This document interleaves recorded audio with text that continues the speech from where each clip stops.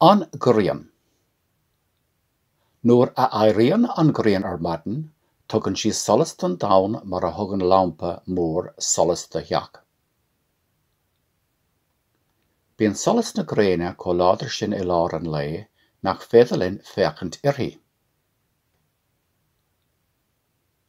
Ach nuair a éachamid uirthi agus ag éirí ar maidin, nó ag dul faoi tráthnóna, feicimid gúil sí Ghrian ar nós líoróide. Líoróid mhór hinne is an Ghrian. Is é rud atá intí a lán saosanna gáis agus iad ar lasa agus tas uafásach ag teacht uathu. Tá an Ghrian cóta sin gur maith an scéal dúinn go bhfuil sí an-ada uainn. Tá méach sí gar dúinn, dhóchas sí an domhan ar fad. Tá bhéad faoi bóthar a dhéanamh ón domhan seo go dtí an Ghrian agus a bheadach duine an bóthar sin a gháil agus ag dul 50 míle san uair, de ló agus tithe, thógadh sé 200 bliain as an Ghrian a bhaint amach. Tá an Ghrian breis is 9 milliún míle uainn. Cé an chi a méach an scéal ginn tá stoppach an Ghrian de bheith ag tainmh. Bheadh sé ina ithe a gcónaí. Bheadh sé an uair ar fad. Ní bheadh Ghréan ná báisteach ann. Bharóg an fócht na plandaí. Ní bheadh fér san na páirceanna ná aróir san na ghirt.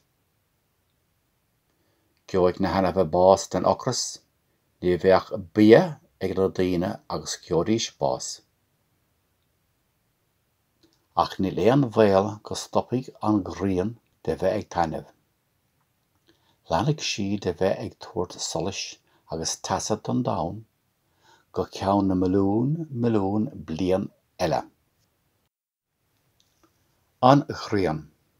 Nuair a éiríonn an Ghrian ar maidin, tugann sí solas don domhan mar a thugann lampa mór solas do theach. Bíonn solas na Ghréine có láidir sin I lár an lae nach féidirlinn féachant uirthi. Ach nuair a éachamid uirthi agus ag éirí ar maidin, nó ag dul faoi tráthnóna, feicimid gúil sí Ghrian ar nós líoróide. Líoróid mhór hinne is an Ghrian. Is é rud atá intí a lán saosanna gáis agus iad ar lasa agus tas uafásach ag teacht uathu. Tá an Ghrian cóta sin gur maith an scéal dúinn go bhfuil sí an-ada uainn. Tá méach sí gar dúinn, dhóchach sí an domhan ar fad. Tá bhéad faoi bóthar a dhéanamh ón domhan seo go dtí an Ghrian agus tá bheadach duine an bóthar sin a gháil agus ag dul 50 míle san uair, de ló agus tithe, thógadh sé 200 bliain as an Ghrian a bhaint amach. Tá an Ghrian breis is 9 milliún míle uainn. Cé an chi a méach an scéal againn tá stoppach an Ghrian de bheith ag tainmh. Bheadh sé ina ithe a gcónaí. Bheadh sé an uair ar fad. Ní bheadh Ghréan ná báisteach ann. Bharóg an fócht na plandaí. Ní bheadh fér san na páirceanna ná aróir san na ghirt. Ceoidh na hanamh bás den ocras. Ní bheadh bia ag na daoine agus ceodís bás. Ach ní léon bhéal go stoppaigh an Ghrian de bheith ag tainmh. Leanfaidh sí de bheith ag tuairt solas agus tasa don domhan go ceann na milliún bliain eile.